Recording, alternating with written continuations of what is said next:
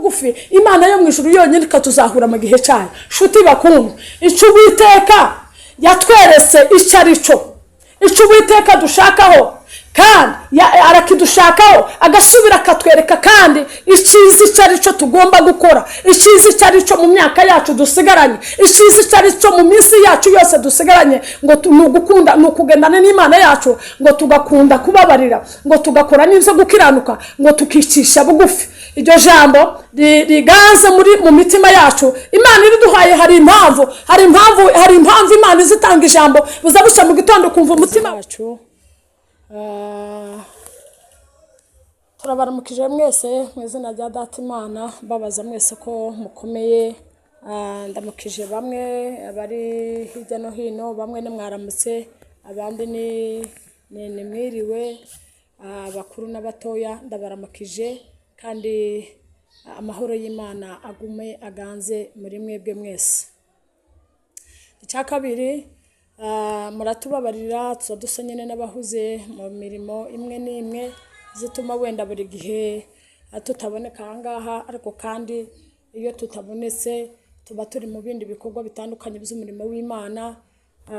Iyo mubonye tugize iminsi tutaza ahangaha, ariko tuba duhari kandi tuba tubakumbuye cyane, tuje kubaramutsa kandi tunavuga n'ijambo ritoya. Ariko uyu mwanya banjije kubashimira mwese, inshuti zacu, abavandimwe, abari hafi n'abari kure, abo tukomeza kuvugana, abakomeza kutwandikira, abakomeza gutanga amakomantere, abakomeza kudushigikira mu murimo w'Imana, by'ukuri ndabashimiye. Icyo nshaka cyane ntarasoma ijambo ry'Imana ryo kubaramutsa,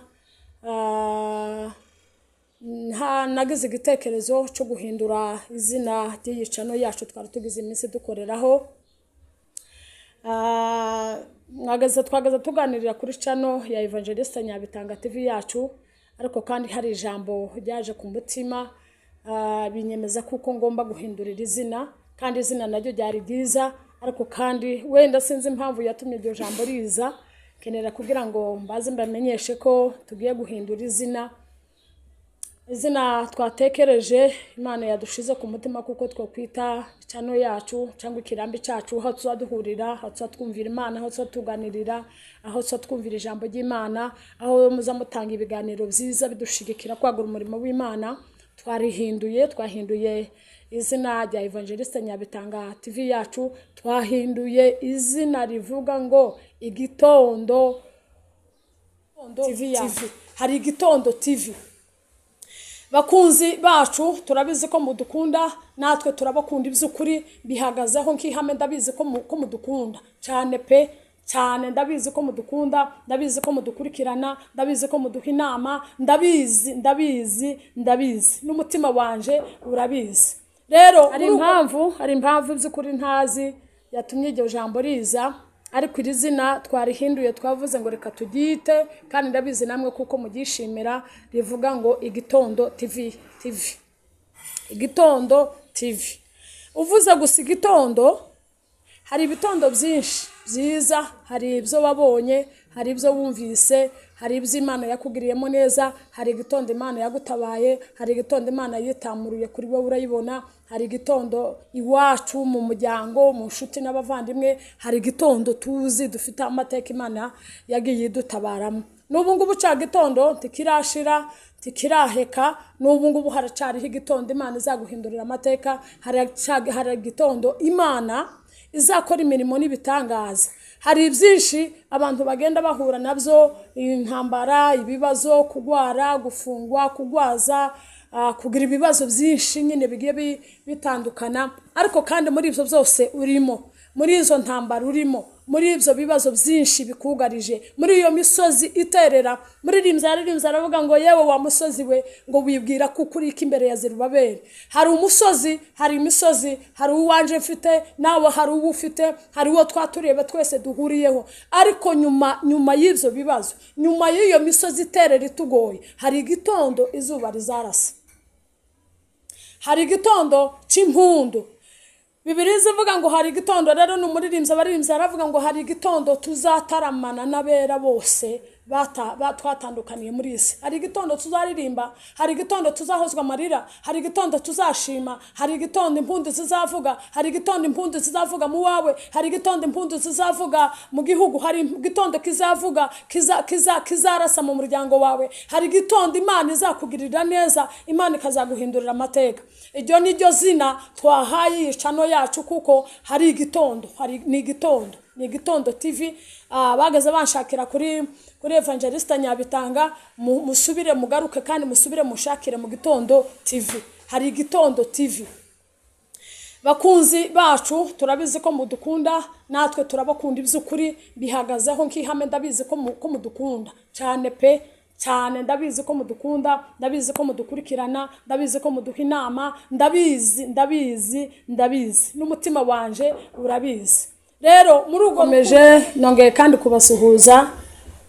Turakomeje kino gitondo, natekereje kuko no baramutsa mu ijambo ritoya kandi muraza kurikurikirana kuri rya channel yacu twahinduye izina rivuga ngo Igitondo TV. Ariho mudushakira, ariho muza dutaramane, ariho muza twishimane, mudushigikire.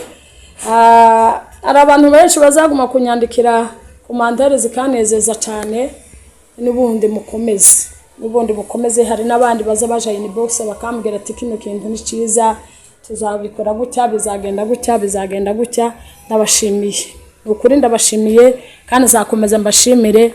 Tunaciye bugufi cyane ku magambo yanyu meza mukomeje kutubwira. Reka baramutse mu ijambo riri mu gitabo cy'umuhanuzi Mika, ni igice cya 6 n'umurongo w'8. Ndarisoma gusa, ndarisobanuraho bukeya, nimara tuje gukurikira aho ibindi. Narimvuze ngo turasoma mu gitabo cy'umuhanuzi Mika, igice cya 6 n'umurongo w'8. Haravuga ngo yewe mwana w'umuntu, yewe mwana w'umuntu we, yewe mwana w'umuntu we, yakweretse iciza icarico. Ico Uwiteka agushakaho ni iki? Ico Uwiteka agushakaho ni iki? Ni ugukora ibyo gukiranuka no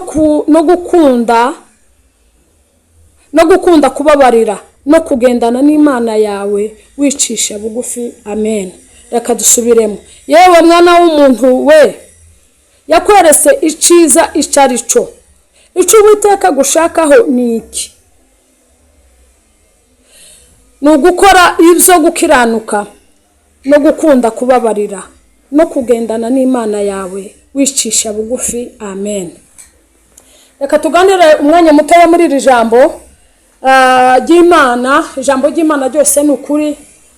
Ijambo ni uko riba rimeze kose, nta jambo rito haba umwanya muto, ariko nta jambo ry'Imana riza rito. Kandi icyo Imana yashatse izigikora ibiciye mu ijambo ryayo. Mutima bambwiye ngo reka mbaramutse muri iri jambo rivuga ngo yewe mwana w'umuntu we, Uwiteka yakweretse iciza icarico. Icyo yakweretse ni iki? Icyo Imana igushakaho mu buzima bwawe ngo ni ugukora ibyo gukiranuka. Ibintu bitatu gusa mvugaho bukeye, ngo ni ugukora ibyo gukiranuka, ngo ni ugukunda kubabarira, ngo ni ukugendana n'Imana yawe wicisha bugufi. Ni ukuvuga ngo iyo umaze kwemera Imana n'umukiza w'ubugingo bwawe, Imana ikwereka iciza icarico. Imana irakubwira ati uzagerageze uko ushoboye kose, uzagendana n'Imana yaje. Ubutaha tuzavuga inyungu zo kugendana n'Imana yacu. Amen, haleluya. Ubutaha tuzavuga inyungu zo kugendana n'Imana yacu. Yavuze ngo Imana, Uwiteka Imana yatweretse iciza icarico. Iyo umuntu amaze kumenya Imana aba afite ubwenge bwose ku gihe, kandi Imana nayo izi guhereza ubwenge ukamenya uko ugendana n'Imana. Dawidi yaranditse aravuga ngo uzuduhereza imitima n'ubwenge bwo kubasha kubara iminsi yacu yose yo kubaho, kugira ngo tubashe tumenye uburyo tubasha gutunga imitima y'ubwenge. Bibiliya yavuze ngo Imana yatweretse iciza icarico. Ijambo rya mbere ngo ni ugukora ibyo gukiranuka. Irya kabiri ngo ni ugukunda kubabarira. Irya gatatu ngo nukugendana n'Imana yawe wicisha bugufi ni ukuvuga ngo nugukunda gukiranuka tugerageze. Pawulo yaravuze aravuga ngo jewe nzangerageza gukora iciza ariko ngo ibibi bikanitanga imbere. Ariko muri ivyo byose wamenye kugendana n'Imana. Imana ije turinda nubwo tuzaduhura n'ibitugoye, nubwo tuzaduhura na misukosuko kazalika, ariko Imana iracari ku ngoma, iracari hafi natwe, iracari ku ngoma, iracadufite ukuboko, iracadufasha mu kuboko. Muri rinzi yo mu gushimisha yaravuga ngo fata ukuboko kwanje ungendeshe ungeza aho ushaka wewe. Apana kuvuga ngo Imana nufata ukuboko ngo nimara ijane jewe aho ushaka. Oya, Imana niza dufata ukuboko ikatujana aho ishaka, ikatugeza aho ishaka. Nukuvuga ngo twebwe mu buzima bwacu twavuga ngo Imana idujana aho dushaka byoba bigufi, kandi ibyo dushaka twebwe byoba igiheka. Ariko nukuvuga ngo Imana idufata ukuboko iyo yonyine, idufata ukuboko nimara tugeze aho yo yonyine ishaka. Nukuvuga ngo tugomba kugera mu rwego ngo kuvuga ngo twebwe ntitumushake kumera uko twebwe dushaka, ahubwo dushaka turagerageza tugashaka kumera uko Imana ishaka. Niyo mpamvu muri rimza aravuga ngo fata ukuboko kwanje ngendeshe, numara kungendesha ujane ungeza aho ushaka. Apana Mana jewe ntujana ngungeza aho ushaka, soba bigufi ubwenge bwanje bugufi n'ibitekerezo byanje bigufi bihekera mu bigaragara. Ariko kandi Imana iyo irabizi neza kuko igomba kutugeza. Imana igomba kudufata ukuboko ikatujana ikatugeza aho yonyine ishaka. Haleluya. Cyo gituma muri mwanditsi yanditse aravuga ngo Imana ngo yatweretse icizi cyarico, yatweretse uko tugomba kubaho mu buzima bwacu, yatweretse ikibi n'iciza. Uko twese twemeye Imana dufite ubwenge buzima, tumaze kumenya iciza n'ikibi. Yavuze ngo nta kindi Imana idushakaho ngo nukugendana n'Imana yacu, kandi ngo tukagerageza kuyikiranukira. Icyanga tataravuga ngo nugukunda kubabarira. Iri jambo ryo gukunda kubabarira ni ijambo rinini cyane kandi riza rigenda rigora abantu muri kino gihe. Haleluya. Nukuvuga ngo nugukunda kubabarira.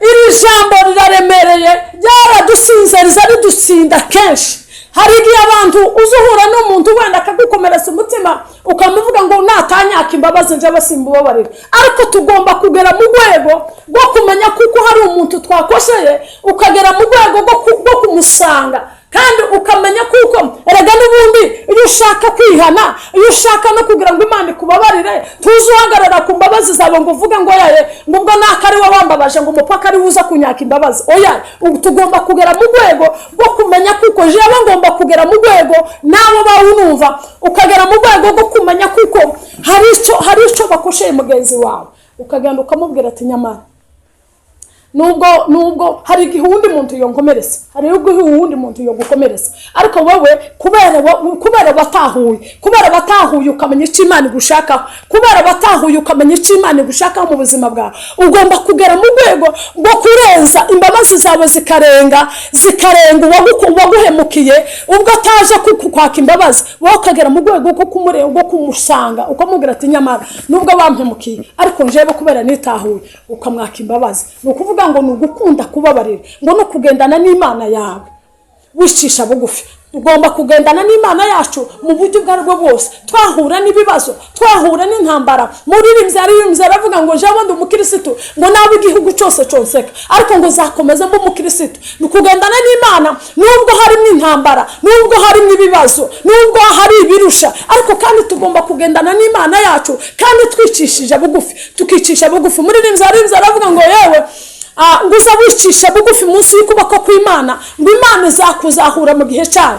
Imana niduhereza ubwenge bwo guca bugufi, Imana izatuzahura mu gihe cyayo. Imana iduhaye ubwenge bwo guca bugufi. Uzuca bugufi ukegerana n'umuntu, ukegerana n'umutoya, ukegerana n'umukuru, kandi ufite ubwenge bwo guca bugufi biguhesha kwegera abantu bose, ukabanza ukamwumva ukamutegera kugira ngo nawe ejo Imana izakuzahura. mwuka wo kwishira hejuru ni mubi, mwuka wo kwishira hejuru ni mubi, ariko kandi tugomba kubwira Imana ikaduhereza ubwenge n'umwuka wayo, ikaduhereza ubwenge bwo guca bugufi, tukamenya kubana n'abantu bose amahoro, tukamenya guca n'umwuka w'Imana undimo. Ndabyizera kuko Imana itazipfa kohereza ijambo ryayo gusa ridafite impamvu. Muri kino gitondo Imana yatwohereje iri jambo ritwibutsa ko Imana data yatweretse icyiza icyo ari cyo.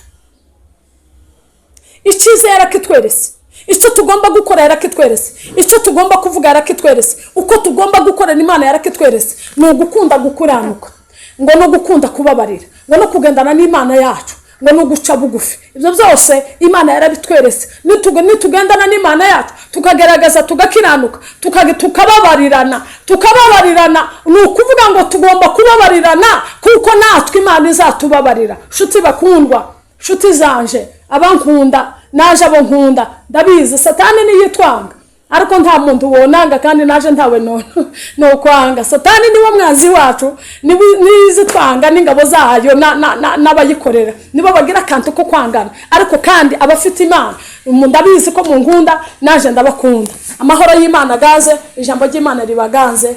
Amen.